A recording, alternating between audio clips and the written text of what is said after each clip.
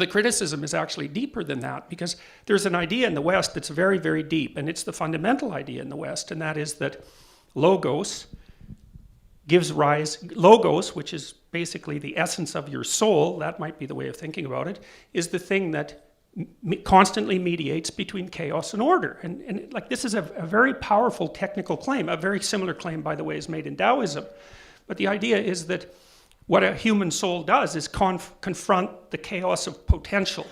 And you kind of know that you live like that. You know, you're always trying to realize your potential, whatever that is, and you're trying to realize the potential of the world. So you confront this chaotic potential, and by using your logos, which is your consciousness and your capacity to think, but even more importantly, your capacity to speak, because that helps you correct errors, right? You think and you're full of errors, and then you talk and people tell you why you're stupid, and then maybe you get a little bit smarter. That's really the point.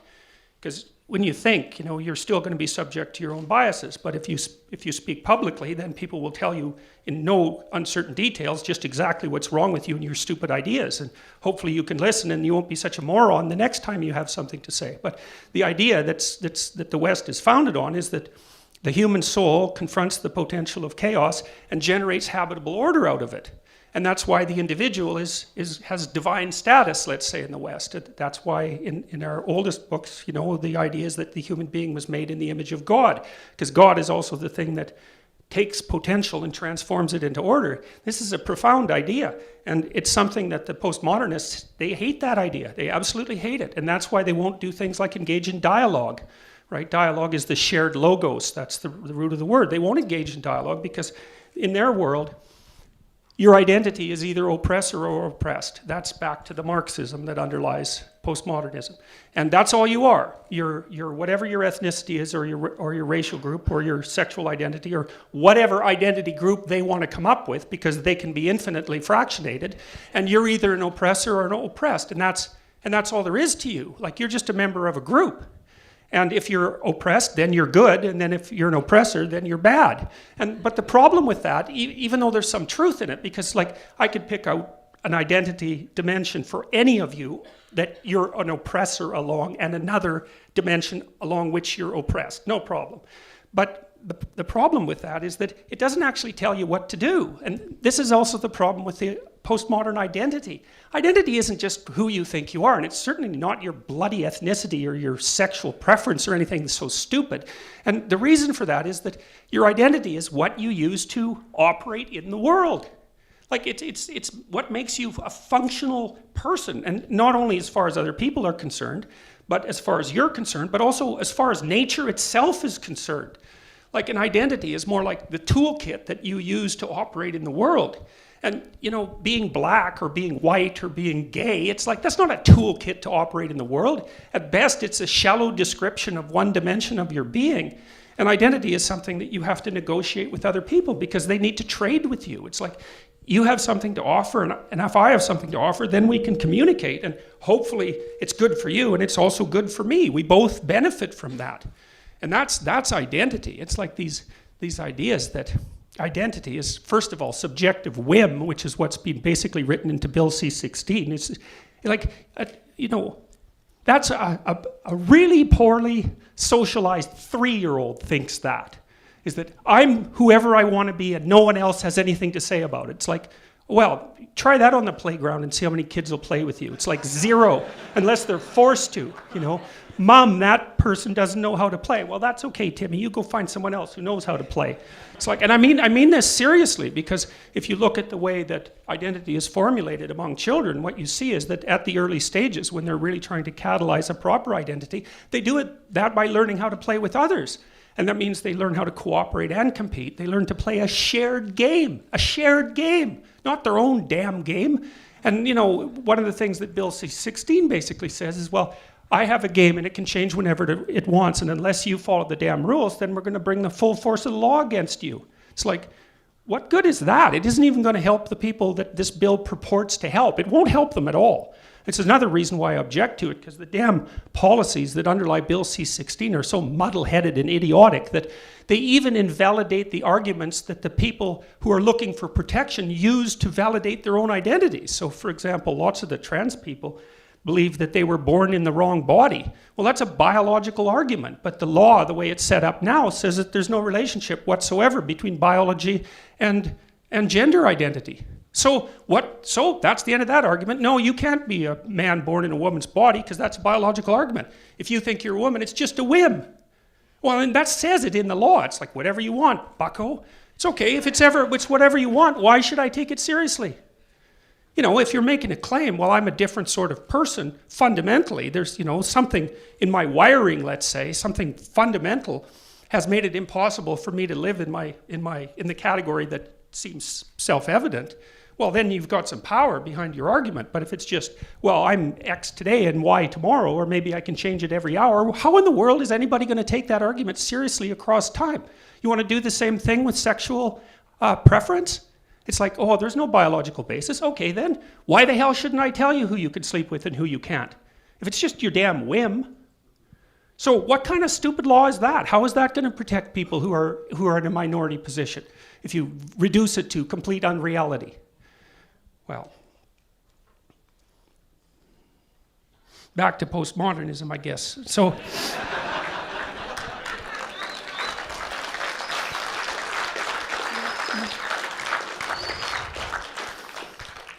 you know, I've been thinking about these sorts of things for a very long period of time, and when I was thinking about ideological possession over the years, I was trying to understand how you orient yourself properly so that you don't fall prey to ideological possession, whether on the left or on the right. And the only thing that I could really come up with after thinking about it was a return to this idea of the logos. It's like, well, you have to be an ideologue if you have no strength as an individual, because you have to default to your rigid group identity and to your group protection, because you don't have a good way of being in the world, and you don't know how to articulate your arguments, and you don't know how to stand on your own. You need that group-fostered solidity behind you to give you some courage. Well, that means you're underdeveloped as an individual, as far as I'm concerned. And this is another idea that I think is associated with the fundamental idea in the West, is that there's a dynamic relationship between the state and the individual. And they're both very important because you have to get along with other people, but the individual is what keeps the state's eyes open and keeps the state updated. And in order for that to happen, individuals have to be strong and wise and educated and oriented properly in the world. And so what you do to fight off the temptations of ideological possession, and we better get our acts together on this soon because people are polarizing like mad, is to develop your own character. You strengthen yourself, you get educated, you make yourself articulate, and you figure out how you can stand outside the group when you have to. And that's a lot harder than you think, you know. I mean, one of the things I really learned since September, I mean, I knew this to begin with, was that, you know, people have this strong tendency to duck and cover whenever they might be exposed and identified, you know, outside the group. It's like the idea that, you know, the flower whose head stands up above all the rest is the first to be cut down by the scythe. It's something like that. And so what I've really been struck with since I've been thrust into the public limelight, let's say, is how few people will identify themselves and stand up along beside me. Like almost none of my academic colleagues would do that. You know, and it's pretty pathetic, all things considered, you know, even if they don't agree with me, but they won't come out and say anything. And those people are protected, right? They have tenure. It's like there's no more protected creature on the entire planet than a tenured professor. Yeah. Well, it needs to be that way. It needs to be that way because what you see is that even with that much protection, people are still afraid to stand up and say what they think. You think about that. Think about that hard. Because it's not like tenured professors are more cowardly than your typical cross-section of humanity, which still makes them pretty damn cowardly, by the way. But even with that much protection, people won't stand up and say what they think. And so that shows you how carefully the legal protection around standing up and saying what you think has to be in order for that to exist at all. But it also tells you how carefully you have to organize your life so that you can actually say what you think. You have to be standing in a position of strength. You have to be willing to have things taken away from you. And that means you have to have options. And so if you're going to think and think individually and keep your eyes open and keep the state updated, then you have to be one tough son of a bitch, roughly speaking, because otherwise, as soon as there's any pressure put on you, you'll fold. And You'll fold. And every time you fold in your life, you're going to weaken your soul and make yourself more oppressed, this pathetic word, more oppressed. Of course you're bloody oppressed. It's like everybody's oppressed. You know, it's in the nature of life to be oppressed. We all die. We all have terrible diseases. Our families get sick. It's like oppression is built into the structure. So whining about that is not going to help. The best you can do is try to make yourself into something that's vaguely useful and respectable and capable of articulating itself and also able to stand outside the group. And that's the call. That's the fundamental call of the West. It's like strengthen your individuality. Strengthen your individuality. Learn how to articulate yourself. Educate yourself so you're not some flabby pushover. Because if you are, then you're going to get pushed over. And you're not going to like that. You're not going to like that. And, you know, our culture is polarizing like mad. And we can't even talk to each other anymore. And as soon as you can't talk to each other, then you're either a slave or a tyrant. Those are your options. You either talk, or you capitulate, or you fight. And those are the options. And there's lots of people in the wings on the radical left and the radical right who would just as soon we fought because they're so angry about everything that if it all burnt up in smoke, it would be a great party for them for the 2 weeks they were able to survive in the rubble. So, yeah, well, you don't want to underestimate the power of resentment as a motivator. It's absolutely potent, and a huge chunk of what's driving this polarization is increased resentment on both sides. So think, learn, talk, and get yourself strong enough so you can stand up for what you think is true. That's not what is true, because what the hell do you know? You don't know a damn thing. Everything you say is going to be stupid. But you have to say it in order for it to be corrected, and then maybe you won't be so dumb, and then maybe other people won't be either, and we could muddle through a little longer without having everything fall apart. And so that would be a good conclusion for this. So thank you very much.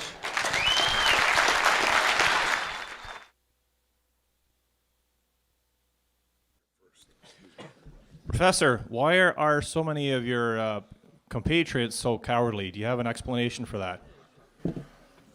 Well, I don't think it's the right question. I think the right question is, why are people so cowardly? And that's easy, because you can be hurt. And, who the hell wants to be the target of a screaming mob? And I don't care how strong you are in character, even if you're narcissistic. If there's a bunch of people who are going after you for being cruel and unthinking for something that you've said, the probability is that's going to rattle you up pretty badly. And then, you have a family often that relies on your stability in your position. And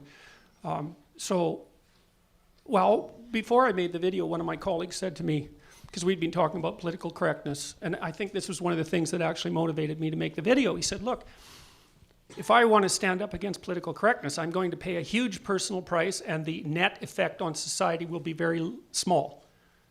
Well, right, so there's no arguing with that. Well, it's wrong, but there's no arguing with it, right? It makes sense, and it's certainly very likely that would be the case. So, but that doesn't work out, because if everyone plays that particular game and just keeps their head down and shuts up, then the society gets corrupt and tyrannical, and then everyone loses. But you don't have to ask why a group of people are cowardly. That's the wrong question. You have to ask why you're cowardly. And then the first thing you have to do is figure out that you have reasons to be cowardly. It's not just that there's something wrong with you, even though there's lots of things wrong with you. That's not the only reason. It's like everything you have and are can be taken away from you. So there's the explanation for cowardice. It's like, yeah, well, the question isn't why are people cowardly, it's why is everyone ever not cowardly, even for a second? And I would say that that's because they have a certain faith in the integrity of being and are willing to stand up and for what they believe. They do that in spite of their vulnerability. And so you ask why you're cowardly, not why some group is cowardly, because that's just the wrong question. So. Thank you for your presentation. I especially enjoyed your insights on Jacques Derrida, but I think that you've properly dichotomized this fight for free speech as one between modernism and postmodernism. Where I think respectfully you might err is in saying that postmodernism is intrinsically bound up in Marxism. I think there are several, but many Marxists who are not postmodernists. You could use, for example, someone like Noam Chomsky, who although he is a Marxist authoritarian, has been pretty consistent in his defense of freedom of expression, even deplorable free speech like Holocaust denial. I would say also that there are postmodernists of the right, people who propagate alternative facts, people that, like David Clement very poignantly said earlier, advance patriotic correctness. So to what degree do you think that a rightist postmodernism does exist, and to what degree do you think it's a threat to free expression? Well, if you're looking at two philosophical movements, they're rough labels in that they have fuzzy boundaries, and I would say not all Marxists are postmodernists. That's definitely true. I would say almost all postmodernists are Marxists, however, although some of them aren't. But I don't think that the postmodern philosophy can actually survive without being embedded in Marxism, because it just leaves people with nothing. And nothing isn't good enough. There's no rallying cry. Like the mere fact that most of the postmodern disciplines, like women's studies, call for activism on the part of their students indicates that they're not really postmodern, because you can't do that if you're a postmodernist, because you don't have any philosophical grounds for action. It's like you have to say that one thing is better than another if you're going to call people to action, and that's exactly the idea that postmodernism most stringently criticizes. So I think it's inevitable, the nesting of especially activist postmodernism in Marxism. And like with regards to the Marxists who aren't postmodern, it's like, well, stop being a Marxist, you moron. There's already been 100 million people die from it. It's like, what sort of evidence do you need? Oh, well, that wasn't real Marxism. It's like, oh, good. Well, let's try it your way. What's going to happen? Not the same thing that happened to the other 10 countries that turned into murderous regimes. Oh, no, under your guidance, everything's going to proceed to the utopia. It's so appalling, it's so arrogant and narcissistic, that claim, because I know what those people mean when they say that isn't real Marxism. They mean if I was in charge, it would have worked out. And that claim, man,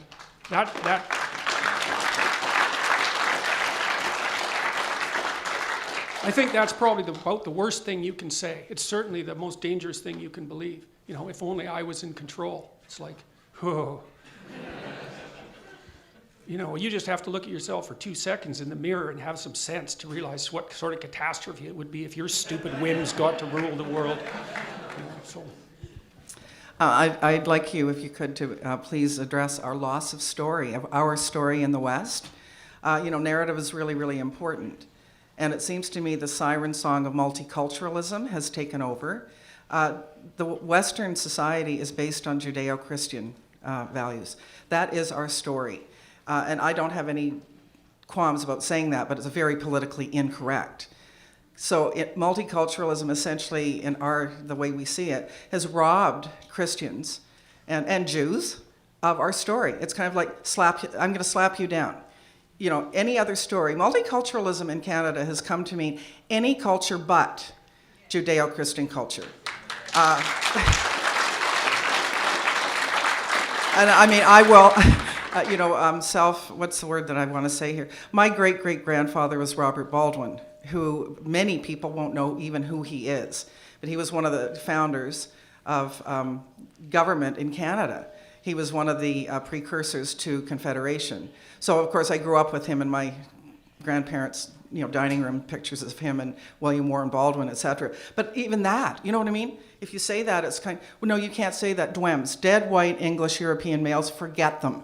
So can you address that, our loss of story? We've been told, you don't have a story. Or if you do, it's bad. Well, I would say, look, I've been trying to address that, but it's really complicated. And so what? But you talked about logos. Yes, well, I have. In the beginning was the word. The course that I teach, mostly maps of meaning, for example, that's online. And I actually answer that question in about 40 hours of lectures. And I mean, it's required. I know, I brought up a huge topic. There's a problem with modernism too. And the problem with modernism is that the embeddedness of the idea of the individual is basically embedded in the notion of rationality. Mm-hmm. And that's actually not a deep enough notion. And what I think I've found, perhaps, is I've tried to trace the idea of that logos back as far back into history as I could, and certainly far past the Judeo-Christian tradition in which I think it really flourished, but back as far as the oldest stories that we have. And the story basically is that the human being is an intrepid explorer of the unknown, someone who goes out into the unknown and faces something frightening and difficult and complex and gains something of value as a consequence and brings it home and shares it with the community. And that's that Jung in particular, Carl Jung, was very interested in that particular archetype, and it's the archetype of the hero, and it's one of the archetypes upon which the West is founded. And it's far deeper than mere rationality. And I think part of the reason that modernism has fallen prey to the postmodern critique is because the Enlightenment thinkers didn't understand well enough how indebted they were to the mythological tradition in which their thinking was embedded, and they tended to construe themselves in opposition to that. Well, they lived off the capital. Yes, that's essentially, right. of- That's a good way of thinking Yeah. about it. And That's that's what we're exactly what doing. Nietzsche said. Essentially, is that we're still living off the capital. We've killed the golden goose, but there's still plenty of eggs laying around. Yeah. And so Not so many anymore. yes, well, not so many. So, anyways, that if you're interested in that, then I would say go. What's watch it called those again? lectures. It's called Maps of Meaning. Thank you. Yeah, and so it's an attempt to investigate the deepest structures of that particular narrative, and that was something that Carl Jung did. I mean, he devoted his whole life to that, and I think very successfully.